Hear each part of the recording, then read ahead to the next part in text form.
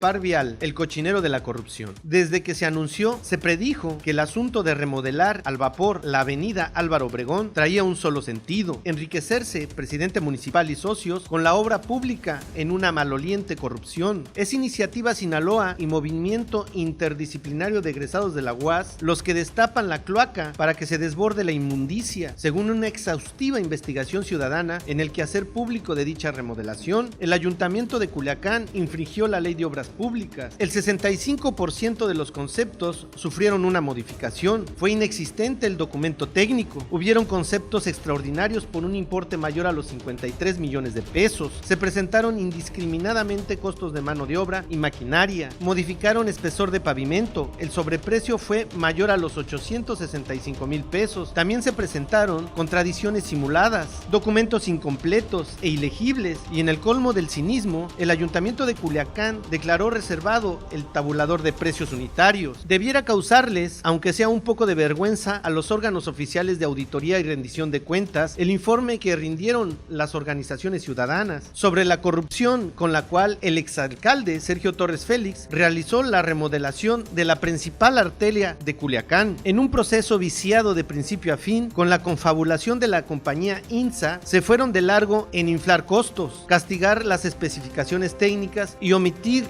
instalaciones complementarias que sí las cobraron, pero no las hicieron. La auditoría ciudadana deja en evidencia a la Auditoría Superior del Estado y a la Secretaría de Transparencia y Rendición de Cuentas que con un presupuesto ilimitado no hacen lo que sí pudo realizar un grupo armado de valor civil, y padeciendo fuertes limitaciones económicas y la difícil tarea de recopilar documentación por medio de acceso a la información pública. La institucionalización de la corrupción es un hecho en Sinaloa. Sin embargo, no deja de sorprender cómo los servidores públicos se llevan el dinero que es del pueblo sin rubor o detenimiento alguno, con todas las de la ley. La pregunta resulta obvia: ¿hasta cuándo Sinaloa aguantará a servidores públicos corruptos como Maloba y Sergio Torres? Gracias por acompañarnos a su canal por internet de Primera Visión. Soy Bernardino Chávez. Les damos la bienvenida desde Culiacán, Sinaloa, acá en el noroeste del país. Estamos en una etapa acá en Sinaloa en donde se empieza a ventilar todo lo que han sido los gobiernos pasados. Hace medio año, un poquito más, terminó el gobierno estatal, terminaron gobiernos municipales, y créalo usted, después de 6 meses empieza realmente a tomar forma toda la desmedida proporción en que los que tomaron esos cargos, los que fueron presidentes municipales, gobernador, empiezan a ya realmente tener una forma, todo esto que fue la corrupción en su momento de administración, y ahora pues la impunidad que los rodea en torno al aparato que ellos mismos crearon aquí en Sinaloa, dejando gente política de su grupo como regidores, como diputados, y eso los blinda de todo aquello que ha sido una corrupción, créalo, una corrupción más que desmedida.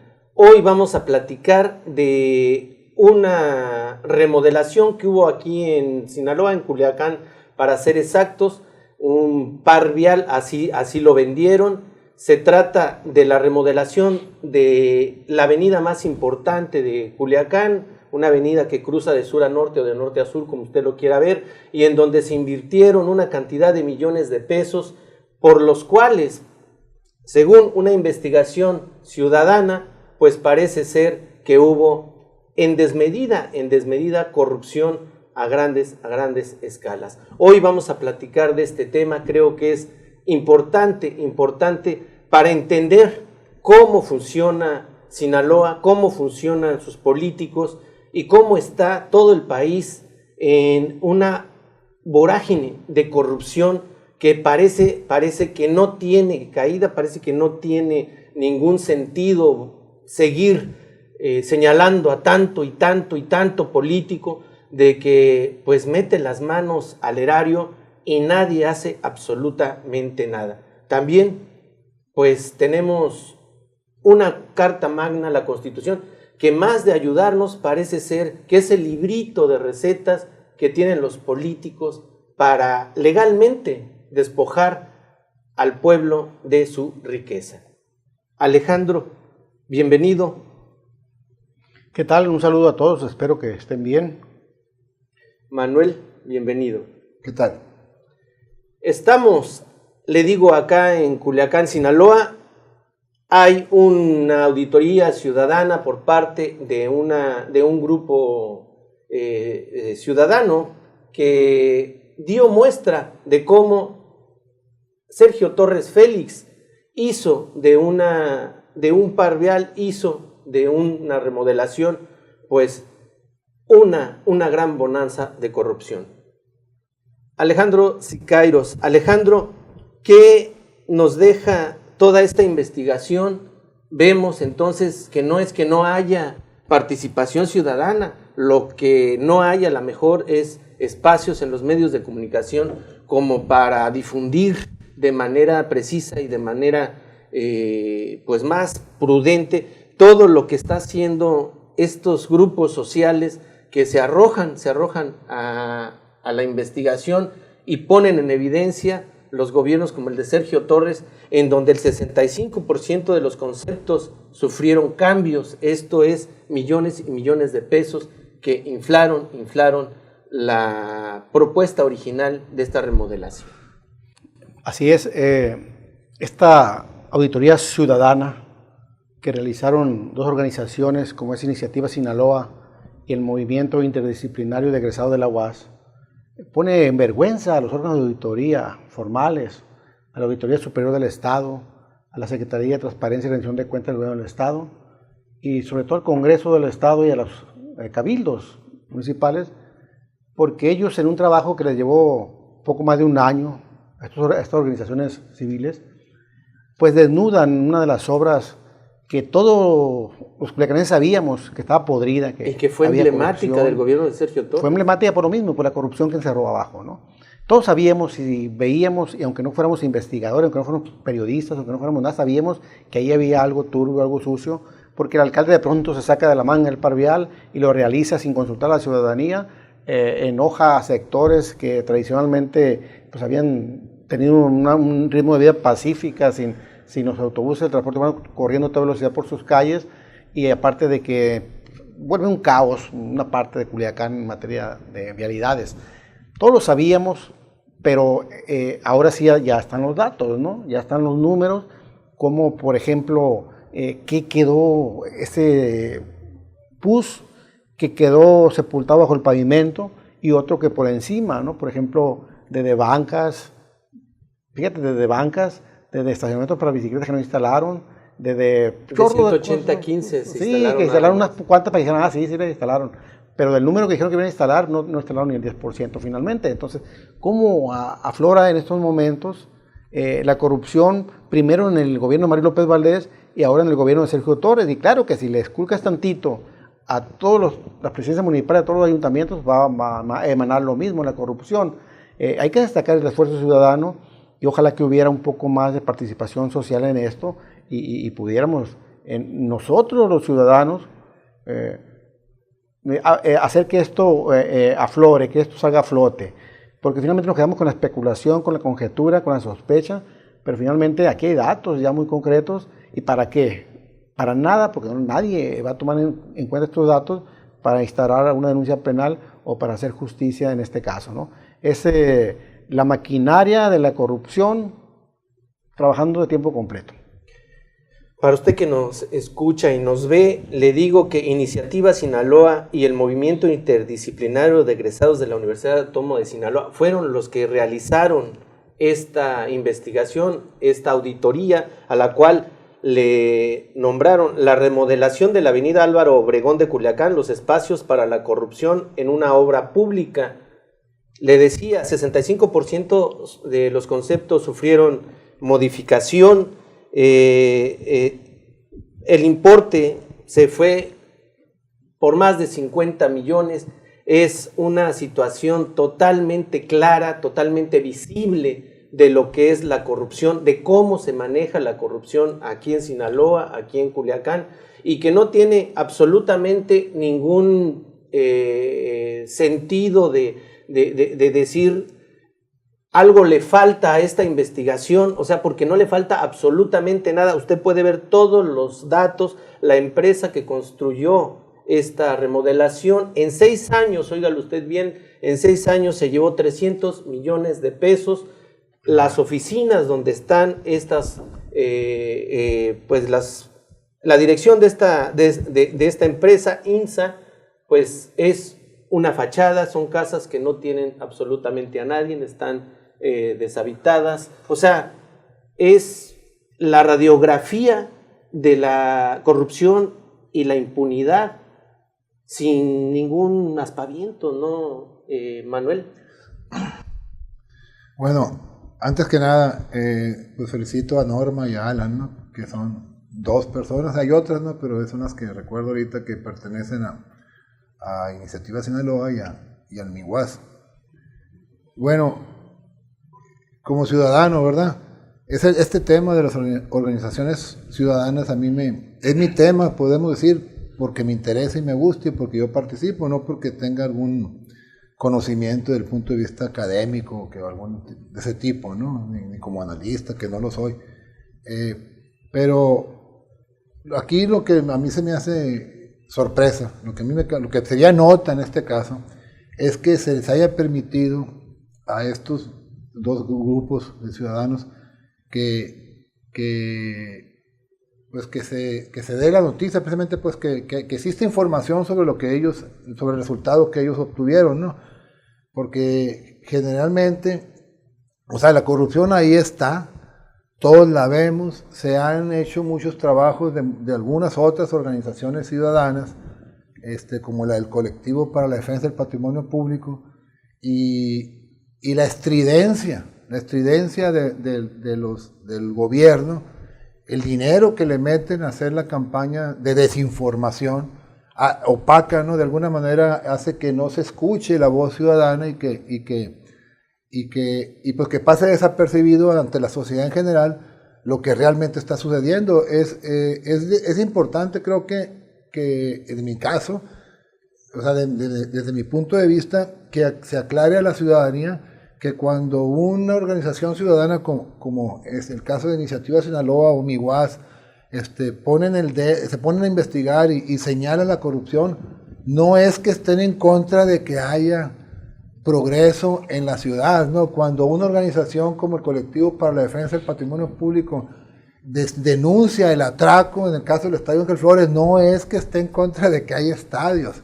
Cuando una organización ciudadana denuncia que hay corrupción en el manejo, en las asociaciones público-privadas para construir hospitales, no es que se esté en contra ni de ese tipo de inversión, ni en contra de los hospitales, no, simplemente el asunto es atacar la corrupción, denunciar la corrupción, ¿no? Lo malo es que las organizaciones ciudadanas como estas 2 y otras muchas, entre ellas las que yo pertenezco, es que no tenemos facultades para meterlos al bote, ¿no? Hablando claro, ¿no? Así es.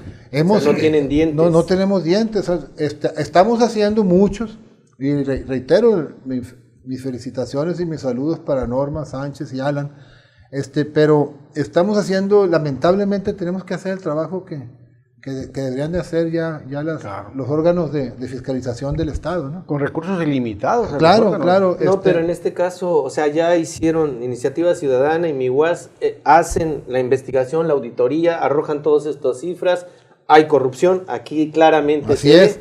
¿Qué sigue? ¿Qué sigue? Exactamente. No hicieron aquello, o sea, la Auditoría Superior del Estado no hizo ese trabajo, pero ya lo hizo la ciudadanía. ¿Qué va a pasar ahorita? ¿Qué va a pasar con el gobierno municipal, con el gobierno estatal actual? Van otra vez simple y sencillamente a hacerse los sordos y los mudos. Pues es la pregunta que nos estamos haciendo desde que inició este sexenio, ¿no? Ya vimos cómo actuaron. Parece que con esta investigación inevitablemente o lamentablemente de una manera inconsciente los ciudadanos ya estamos olvidándonos de lo que acaba de suceder no hace más de un mes o acaso un mes. Primero se resuelve no discutir en el Pleno. Los diputados se quitan los dientes, como dices, no tienen dientes, se quitan a sí mismos facultades y reforman la constitución local para que ya no sea una facultad del Pleno del Congreso del Estado discutir las cuentas públicas, ¿no? Y después aprueban en comisiones las cuentas públicas de Maloba. Manuel, yo creo que aquí debemos de hacer un alto, y lo que acabas de decir yo creo que es crucial para entender cómo actúa la corrupción, cómo actúan los políticos, los empresarios en contubernio aquí en Sinaloa, Culiacán y en México. Tiene todo un grupo de delincuencia organizada, con todas las de la ley, podríamos decirlo. Aquí lo estamos viendo. Cuando ellos no tienen, digamos, esta facultad que la ley por ahí les prohíbe, ellos lo único que hacen es operar desde los congresos, operar desde las regidurías, meter a sus peones y que modifiquen los artículos, que modifiquen la ley y que esta ley ampare todo este despojo, toda esta impunidad.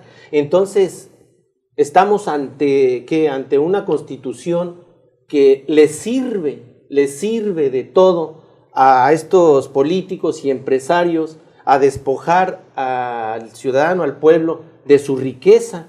No tiene derechos el ciudadano, lo que tiene es obligaciones, porque ya hicieron una forma para ellos muy práctica y por lo tanto que les produce mucho en agarrar la Constitución y hacerla como un manual de robos y hurtos y comparsas, Alejandro.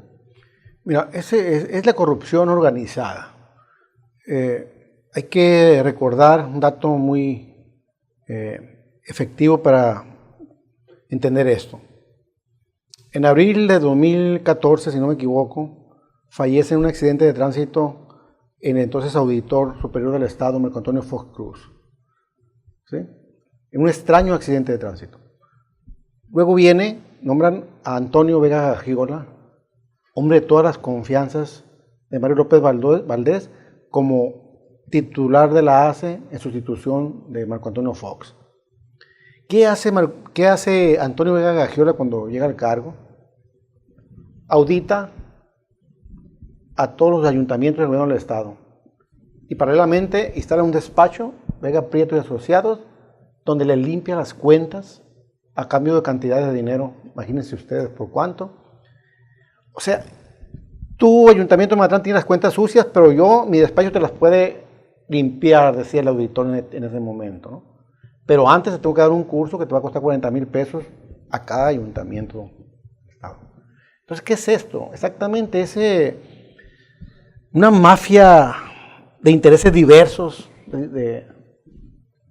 de muy escandalosa índole, asociados para robar, ¿sí? Y que no se note. Sin embargo, aquí se notó. A pesar de ese trabajo de limpieza que hizo el auditor, investido como asesor en este caso, o auditor y asesor, no sé qué sería primero, si primero era asesor y después era auditor. A pesar de ese trabajo están emergiendo, él asesoró a Sergio Torres para que limpiara las cuentas. Y no lo asesoró muy bien, que digamos, porque... En un evidente conflicto de intereses, porque... Claro, es que como auditor superior del Estado no podía darle la asesoría a los mismos que él estaba acusando de malversar recursos públicos. Entonces, ¿en qué Sinaloa vivimos? ¿Por qué no nos dimos cuenta en el momento los ciudadanos de lo que estaba pasando? O si nos dimos cuenta, ¿y qué fingimos? O sea, corruptos. Todo el tiempo ha habido corruptos, hombre. No es nuevo eso de la corrupción. Sin embargo, te digo, no hizo bien su trabajo el auditor asesor, porque si no, no hubieran emergido estas cosas, hubieran tapado muy bien. Y así va a empezar a aflorar en los ayuntamientos, en el gobierno del Estado, que ya afloró demasiado, pero que no se ven todavía las sanciones correspondientes. Así va a empezar a emerger la corrupción en todos lados, ¿no? Entonces, ese periodo de 2011 a 2016, donde Sinaloa va a quedar marcado ya por los tiempos de los tiempos, como esa etapa corrupta y cínica, donde se llevaron todo y ni siquiera se preocuparon por tapar las cloacas que dejaron abiertas, supurando. Porque se llevaron hasta las tapas de las coladeras. comenta usted que nos oye en otra parte de la República, en otra parte del país, aquí hay un ingrediente importantísimo, que es el narcotráfico. Parece ser que el narcotráfico mantiene económicamente a este estado, mientras que el aparato político y gubernamental pues no tiene límites en llevarse el dinero de la federación, en el dinero que tendría que invertir en este estado. Ellos tienen la bolsa de lo que es el gobierno, y el narcotráfico es quien tiene la bolsa para darle trabajo a todos aquí en Sinaloa. Por este ingrediente, yo creo que Sinaloa, a comparación de otros estados en el país, pues es diferente en eso. Mientras hay mayor corrupción, pues también, por otro lado, la gente pues no se preocupa tanto, porque sigue habiendo narcotráfico y sigue habiendo fluido de dinero. Si no hubiera ese ingrediente, imagínese, sería otra cosa aquí en Sinaloa. Una de las situaciones que esto sí tiene el colmo de toda esta corrupción es que Sergio Torres reservó el tabulador de precios. De lo que decías que Iniciativa Sinaloa pudo conseguir todo esto, bueno, hubo también cosas que no pudieron conseguir, porque el acceso a la información, todos sabemos, también es parte del gobierno, también es parte de esta operatividad del gobierno, pero este tabulador de precios es como si tú le prestas a tu hijo el carro y no, pues es que le metí tanto dinero de gasolina, sí, pero quiero ver dónde lo llenaste, ¿no? O el registro, y que no te preste las llaves para ir a ver tu propio carro. O sea, tu carro, tu forma, la parte importante de esa inversión está en el tabulador de precios, y eso está reservado durante una cantidad de años. Eso es el colmo, ¿no? Mira, la corrupción se apoya en la corrupción. Y voy a explicar por qué digo eso, ¿no? Citando así más o menos, no voy a decir las palabras exactas, a Mauricio Merino, que se ha distinguido a nivel nacional por su trabajo en torno a la investigación sobre el fenómeno de la corrupción. Él dice que la corrupción es el apropiamiento ilegítimo de lo público para un beneficio privado, ¿no? Entonces, ilegítimo es por lo que tú decías, porque muchas veces la corrupción es legal, precisamente porque se modifican, se adecúan las leyes a mi interés propio, ¿no? Entonces, esa es una manera de apropiarse de lo público, que es las leyes para mi beneficio personal. Entonces, en lo que tú dices ahí, ¿no? En lo público no es nada más el dinero. Mucha gente piensa que corrupción es robar dinero. También están los bienes públicos, ¿no? Que también se apropian de ellos, pero las decisiones en torno a lo público, las decisiones que toman los gobernantes también es un asunto público, y el apropiarse de esas decisiones para algo, para un beneficio mío, de mi familia, de mis socios, de mi partido, como lo hizo Vega Gaxiola en el ejemplo exactamente, que dijo, o apropiarse también de la información pública, y aquí ahí se ve, para poder salir con éxito impunes de esa apropiación del dinero público, pues también se apropian de la toma de la decisión de mandarlo a reserva. De esa manera se apropian de la información pública, ¿no? Es lo que ocurrió con el tiburonario de Mazatlán, por ejemplo. Así Hicieron es. la investigación, le reservaron por 10 años. Entonces, el Cory Layson reservó 8 o 10 años. ¿Cómo está el asunto? Los provedores. Hicieron la investigación, no le dieron a conocer, la reservaron en 10 años, se va a saber. Supuestamente, la única razón que debería haber para reservarse la información es que eso pusiera en riesgo la seguridad, Así ¿no? es. Nada más. Pero finalmente es eso, toman la decisión, usan la ley y toman la decisión de reservar, la decisión que es una decisión pública, para reservar la información que es pública sobre los recursos, sobre el uso de los recursos que son públicos, pero todo eso para un beneficio, repito, o mío, o de mi grupo de político, o de mi partido, o de mi familia, o de mis socios. Aquí, para mí, el que tiene, en el caso del peor vial, en el caso del peor vial, el que tiene la última palabra de si va a haber impunidad, si de verdad van a cambiar las cosas, si de verdad hay un intento por ya no ser corruptos, una muestra, un ejemplo de que se quiere actuar de manera correcta. La última palabra la tiene el actual alcalde, Jesús Valdés. ¿Y el gobernador? En el caso a nivel estatal, tanto el gobernador como el presidente municipal de Culiacán, Jesús Valdés, han estado esgrimiendo, se han estado saliendo o justificando el no cumplir con sus responsabilidades, sobre todo de proporcionarnos seguridad.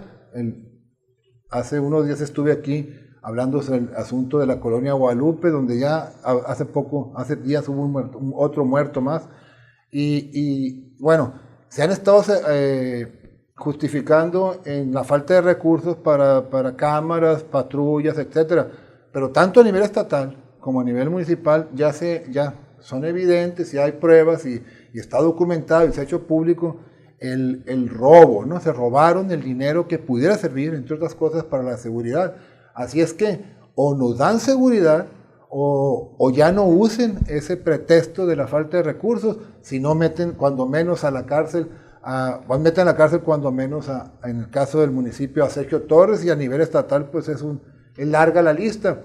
Nomás para concluir, volviendo a la red en torno a la red de complicidad, que así es.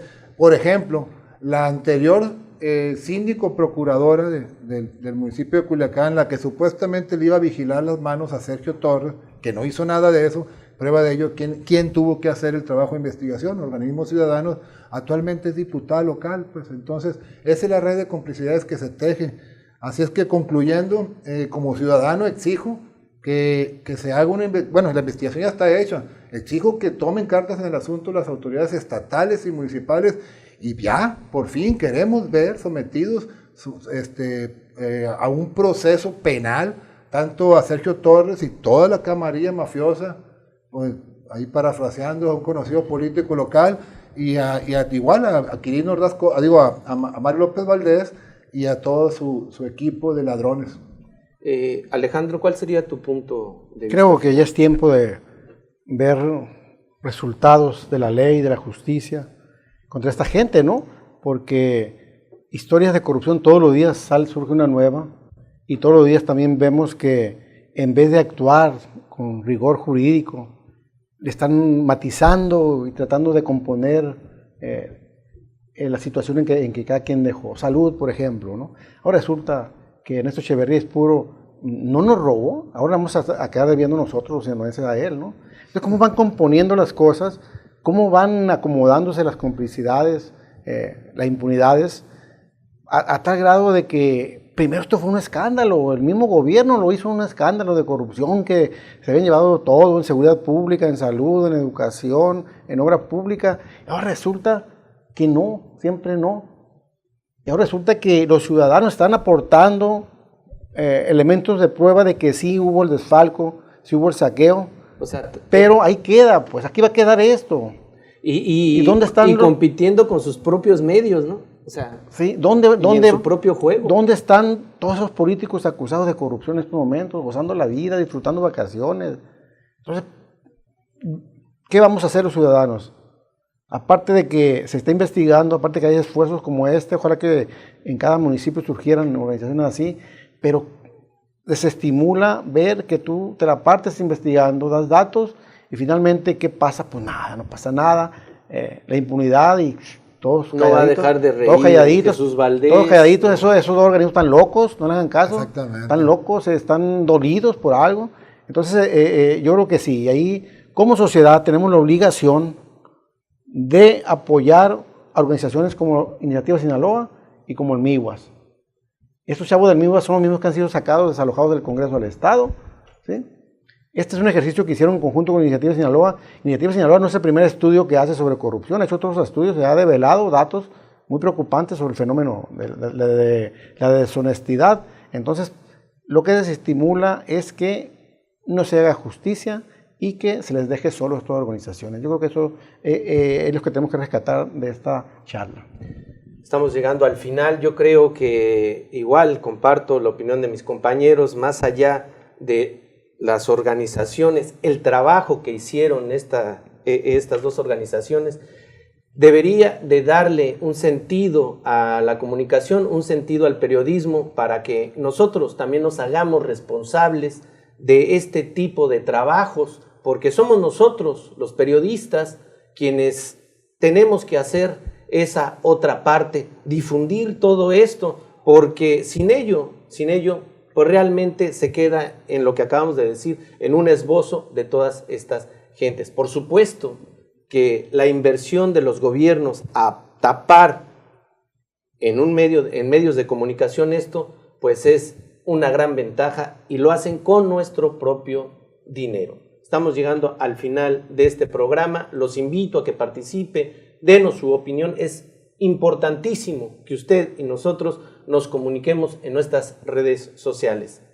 Hasta la próxima. Hasta entonces. Hasta luego. Hasta luego.